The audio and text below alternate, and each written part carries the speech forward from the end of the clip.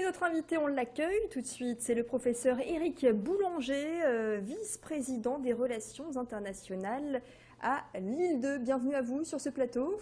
Merci beaucoup, bonjour. Alors vous êtes là pour nous parler de cet événement International Student Week. Ça a débuté aujourd'hui, ça se poursuit jusqu'à jeudi. Précisément pour en parler davantage, alors c'est un événement qui au départ se déroulait à Lille 2 dans votre université. Le but c'est de faire découvrir le monde à travers les témoignages des étudiants étrangers qui poursuivent leurs études en France. C'est bien ça. Et vous avez décidé donc d'étendre cet événement à différentes universités lilloises et écoles. Expliquez-moi. Oui, en effet, Lille 2 mène sa semaine internationale tous les ans depuis maintenant 4 ans. Et vous n'êtes pas sans savoir qu'il y a un rapprochement actuellement des 3 universités de Lille et de 6 écoles lilloises.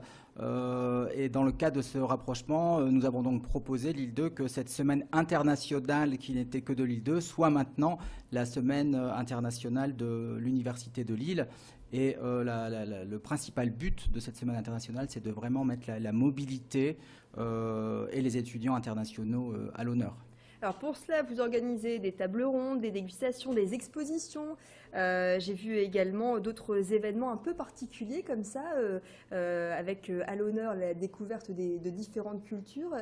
Parlez-moi un petit peu de ce qui va se passer dans la semaine. Je crois qu'on peut découvrir aussi bien l'Allemagne que le Japon, par exemple. Alors effectivement, la semaine internationale, c'est parti, hein, on y est, ça a démarré aujourd'hui. Alors il y a des événements dans tous les établissements. Chaque établissement qui compose les universités ou les écoles a bien entendu une table ronde sur l'internationalisation pour répondre aux aspects pratiques au niveau de chaque composante et pour aider les étudiants pour avoir une démarche à aller à l'étranger. Et alors dans les événements, effectivement, par exemple, il y a Lille 1 qui met en avant cette année le Congo et le Japon.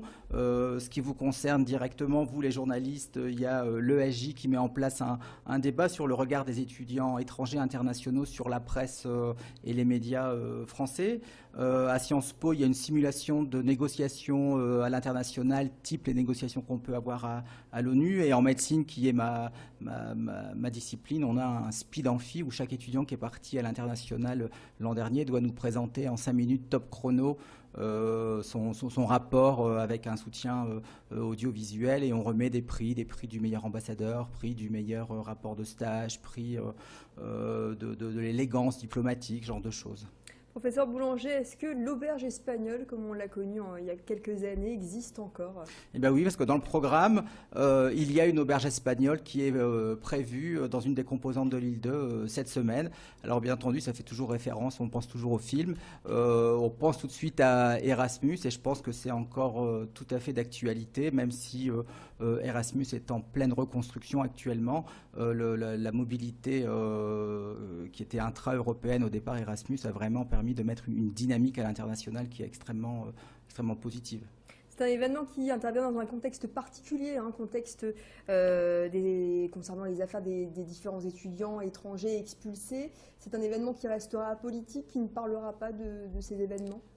Pas du tout. Cet événement se veut extrêmement positif. C'est l'étudiant international que l'on met en avant. Et c'est vraiment dans l'enceinte de ce rapprochement des 3 universités de Lille et des 6 écoles que l'on veut comme ça montrer que l'internationalisation est l'importante. Et d'ailleurs, à l'international, on parle très facilement de l'université de Lille. Et d'ailleurs, avec les vice-présidents de Lille 1 et de Lille 3, ça fait plusieurs années que l'on travaille ensemble pour harmoniser nos démarches vis-à-vis des partenaires internationaux. Alors, on va rappeler les 6 écoles, l'ESJ de Lille, l'EN7, l'ENSC, une école de chimie, Télécom, Centrale, et puis bien sûr Lille 1, Lille 2 et Lille 3.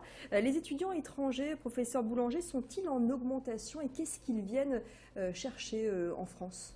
Alors en général, ils viennent chercher un label de qualité. Hein, il faut rester extrêmement positif. C'est que les structures que l'on a sur l'île en termes d'enseignement supérieur sont de grande qualité. L'Université de Lille représente actuellement 72 000 étudiants dont 10% sont des étudiants internationaux. Donc ils viennent surtout chercher l'expérience, un savoir-faire, une culture à la française et découvrir Lille et sa métropole qui ne sont pas sans intérêt, bien sûr. Alors le programme complet, on peut le découvrir sur www.univ-lille.fr avec une cérémonie de clôture. Ce sera jeudi après-midi, hein, c'est ça? Alors tout à fait. On harmonise donc au sein de l'Université de Lille les partenariats, les démarches vers l'international et on s'harmonise également sur l'internationalisation des missions de la ville de Lille, également de la région.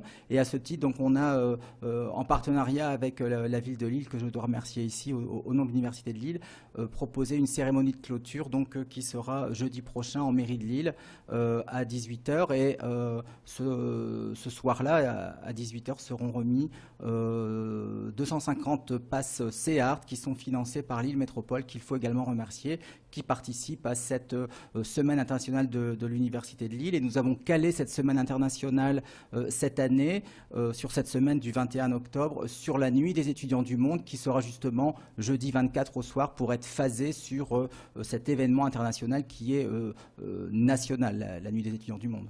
Très bien, merci beaucoup Éric Boulanger de nous avoir éclairé sur cet événement et l'actualité continue sur Grand Lille TV.